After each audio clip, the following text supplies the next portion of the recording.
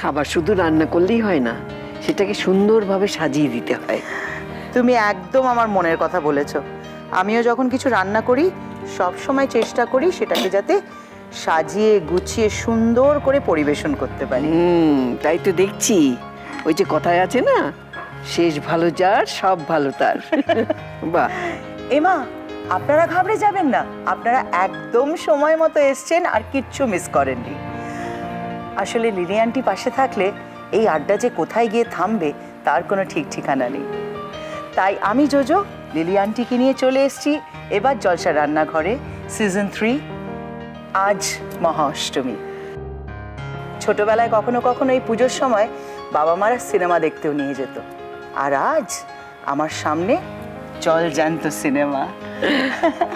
Lily aunty মানে আপনাদের আমাদের সকলের লিলি চক্রবর্তী। হ্যাঁ, কিন্তু লিলি আন্টি সম্বন্ধে আপনাদেরকে নতুন করে আমি আর কিচ্ছু বলতে চাই না। যাই হোক, আমরা তো শুধু আড্ডা মারলে হবে না, রান্নাও তো শিখতে হবে। কিন্তু তার আগে লিলি আন্টি, তুমি আমার এই খইয়ের বড়া খেয়ে দেখো তো কেমন হয়েছে। হ্যাঁ তাই তো। আচ্ছা আমি দেখছি, দাঁড়া।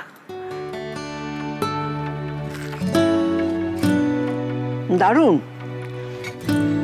এ বাবা, এরপরে ওই তোর সামনে ওই নার্গিসি ছানার কোপ্তা পোলাও সত্যি বলছি ফেল করে যাবে। এরকম বলো না লিলি আন্টি, তোমার নার্গিসি ছানার কোপ্তা পোলাও তো আমরা শিখবো, কিন্তু আমার এই খইয়ের বড়া কিভাবে বানানো হলো তার আগে একটু বলে দিই আমার দর্শকদের। আপনারাও লিখে নিন কিভাবে বানালাম এই চটজলদি খইয়ের বড়া। একটা পাত্রে 5 কাপ খই, 4টে মিহি করে কাটা কাঁচা লঙ্কা, 1 কাপ নারকেল কোড়া, প্রয়োজন মতো চালের গুঁড়ো, স্বাদ মতো নুন, 1 চা চামচ গন্ধরাজ লেবুর রস, একটু গন্ধরাজ লেবুর খোসা কুড়িয়ে ভালো করে মিশিয়ে নিন। অল্প জল ছিটিয়ে খইয়ের মিশ্রণটি মেখে ছোট ছোট বল বানিয়ে নিন। খইয়ের বলগুলো ডুবো তেলে বাদামি করে ভেজে তুলে নিন। এরপর কাসন্দির সাথে পরিবেশন করুন খইয়ের বড়া। এ তো খুবই সোজা, খইয়ের বড়া করাই যায়। আচ্ছা, তুমি আমাকে যেগুলো বলেছিলে সেগুলো তো আমি গুছিয়ে রেখেছি, তুমি একবার দেখে নাও। এই সবই তো এনেছিস, ছানা কোথায়? ও, ছানাটা ফ্রিজে আছে, নিয়ে আসছি। এই যে তোমার ছানা। তুমি এক এক করে আগে আমাদের দর্শকদের বলে দাও কি কি লাগছে আমাদের নার্গিসি ছানার কোপ্তা পোলাও বানানোর জন্য। হ্যাঁ, রাখছে প্রথমে এই ছানা মানে পনির, একটা আলু সেদ্ধ করে, আচ্ছা, পাউরুটির এই পাশগুলো মানে কেটে নেওয়া, তারপরে নুন, গোলমরিচের গুঁড়ো, কাঁচা লঙ্কা কুচি, পেঁয়াজ কুচি, হলুদ গুঁড়ো, পাতিলেবুর রস, বেসন আর চিজ কিউব কোরানো, তেল, টমেটো কুচি, টক দই, লঙ্কার গুঁড়ো, রসুন বাটা, আদা বাটা, জিরে গুঁড়ো, ধনে গুঁড়ো, গোটা জিরে, তেজপাতা, গোটা গোলমরিচ, এলাচ, দারচিনি, লবঙ্গ, গরম মশলা গুঁড়ো, ঘি, ধনেপাতা কুচি আর বাসমতি চাল, কেশর। তাহলে আমরা কি শুরু করব তোমার নার্গিসি ছানার কোপ্তা পোলাও? হ্যাঁ নিশ্চয়ই। আমার তো মনে হয় যে দুটো ধাপে হবে না, প্রথমে কোপ্তা তারপরে পোলাও। আমরা প্রথমে কি করব বলো? প্রথমে এই যে কেশরের বাটিটা আছে ওর ভিতরে একটু জল দিয়ে ভিজিয়ে রাখতে হবে। এইটা পরে লাগবে, তাই তো? এটা পরে লাগবে রঙের জন্য। তেলটা, হ্যাঁ, 3 টেবিল চামচ সাদা তেল।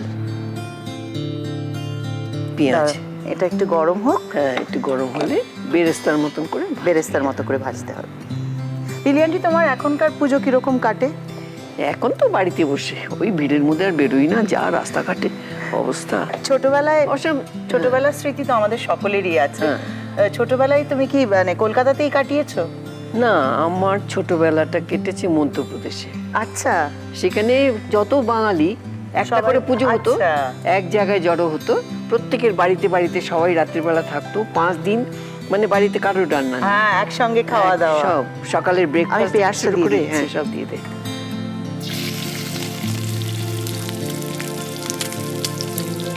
তারপরে নাটকও করেছি ওইসব জায়গায়। আমি তখন ছোট, মানে বাচ্চাদের রোল টোল থাকলে আমাকে নিয়ে যেত। ছোটবেলায় কতবার গেছি বাবার সঙ্গে তোমার বাড়িতে। তোর বাবা মাও আসতো আমার বাড়ি, হ্যাঁ, মৃণালও আসতো, শিবানীও আসতো, দুজনেই আসতো। লিলি আন্টি, এটা ভাজা হয়ে গেছে, এবার এটা তুলে রাখি। এবার তুলে রাখি। তো এরপরে ছানাটা মাখতে হবে। তুমি নিজে কি খেতে ভালোবাসো লিলি আন্টি? আমি মাছ খেতে ভালোবাসি। মাছ খেতে ভালোবাসো? চুনো মাছ, ও ছোট ছোট মাছ। এতে 400 গ্রাম মতো ছানা আছে। এরপরে সেদ্ধ আলু একটা সেদ্ধ আলু, পাউরুটি, বেসন আন্দাজ মতো। হ্যাঁ আন্দাজ মতো, লাগলে আবার পরে একটু হলুদ গুঁড়ো, কাঁচা লঙ্কা কুচি। আমি 1 চা চামচ মতন যে দিই। যেরকম ঝাল খায় সেরকম দেবে। তুমি কি ঝাল খাও? আমি খাই, আমি কাঁচা লঙ্কাও চিবিয়ে খাই। পাতিলেবুর রস, পাতিলেবুর রস দিলে। বাস একটু গোলমরিচের গুঁড়ো দিতে হবে।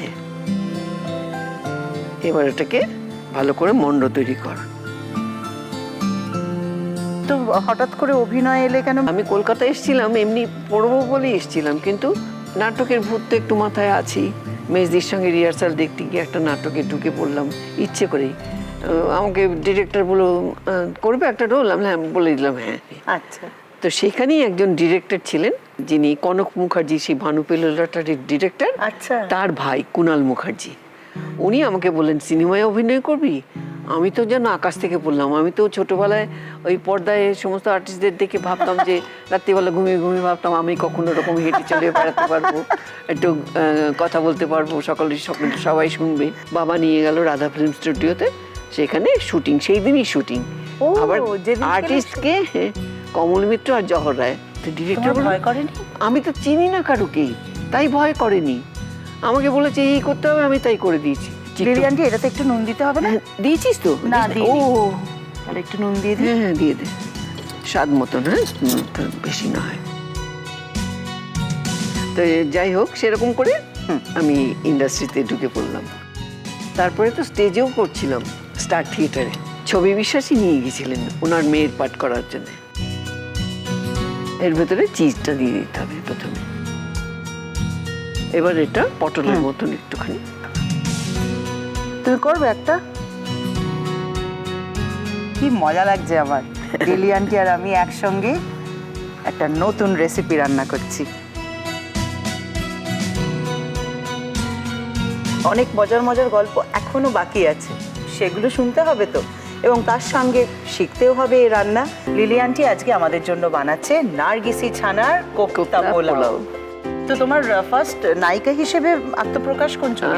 নায়িকা হিসেবে ভানু গোয়েন্দা, জহর অ্যাসিস্ট্যান্ট, ওই ছবিটাতে শুভেন্দুদা হিরো ছিলেন। অনুপদার সঙ্গে অনেকগুলো ছবি করেছি, সেতে বিবাহ বিভ্রাট। আমাদের কোফতাগুলো তো তৈরি হয়ে গেছে লিলি আন্টি, এবার এগুলোকে ভাজতে হবে। হ্যাঁ, গ্যাসটা জ্বালাই আস্তে। হ্যাঁ, একটু গরম হোক। হ্যাঁ, তেলটা গরম হোক। তোমার ছবির কথা বলো না। ছবি কি, এত ছবি করেছি। উত্তমদার সঙ্গে তো অনেকগুলো ছবি করেছি। ওনার সঙ্গে এক্সপিরিয়েন্সটা বলো। প্রথম যে ছবিটা করতে প্রথম তো যেটা করেছিলাম সেটাতে ওনার সঙ্গে আমার কোনো মানে ইন্টারঅ্যাকশন ছিল না। আচ্ছা। বিপাশা ছবিতে, তাতে মিসেস সেনের বান্ধবী ছিলাম। আচ্ছা। তারপরে যেটা করলাম দেয়ানিয়া, সেটাতে তো ওনার সঙ্গে সবাই জানে। ওই ছবিতে মানে আমি প্রথম উত্তমদার সঙ্গে সামনাসামনি, মানে এত ভালো লেগেছিল না, উনি কখনো মানে বুঝতে দেননি যে আমি একদম নতুন। এত সুন্দর গল্প করতেন মনে হচ্ছে কতদিনের আলাপ। একদম কোনো কষ্টই হতো না ওনার সঙ্গে অভিনয় করতে, কি ভয় লাগতো না, কিচ্ছু হতো না। এত ভালো ছিলেন। অনেকগুলো ছেড়ে দেয় একসঙ্গে। এমন দেখেছি লাস্টের দিকে হয়তো একসঙ্গে শট দিয়েছি, এসপি শট নেওয়া হয়েছে সামনাসামনি। প্রথমেই জিজ্ঞাসা করতেন, দিদি কেমন হয়েছে শটটা? আমি বললাম, দাদা আপনাকে কি বলবো? বলে, তুমি তো সামনে থেকে দেখলে, তুমি তো প্রথম বলতে পারবে যে কে কেন। বলো, একবার কি মজা হয়েছিল জানিস? বলো। এই তখন অনেক দিন আমি ইন্ডাস্ট্রিতে আর কি, তখন বম্বেও চলে গিয়েছিলাম। বম্বে থেকে এসে কিছুদিন ছবি করেছিলাম। তো ওখান থেকে উনি আমাকে খবর দিয়েছিলেন ওই ছবিটার জন্য, ভোলা ময়রা ছবিতে ওনার স্ত্রীর ভূমিকায় অভিনয় করার জন্য। তো আমি তখন মানে একদম রাজি হয়ে গেছি সঙ্গে সঙ্গে। লিলি আন্টি, আমাদের কোফতা তো রেডি হয়ে গেছে। এবারে কি করতে হবে? এবারে একটু কড়াইতে তেল দাও, এটা গ্রেভিটা বানাতে হবে। এবার জলসা রান্নাঘরে, এবার জলসা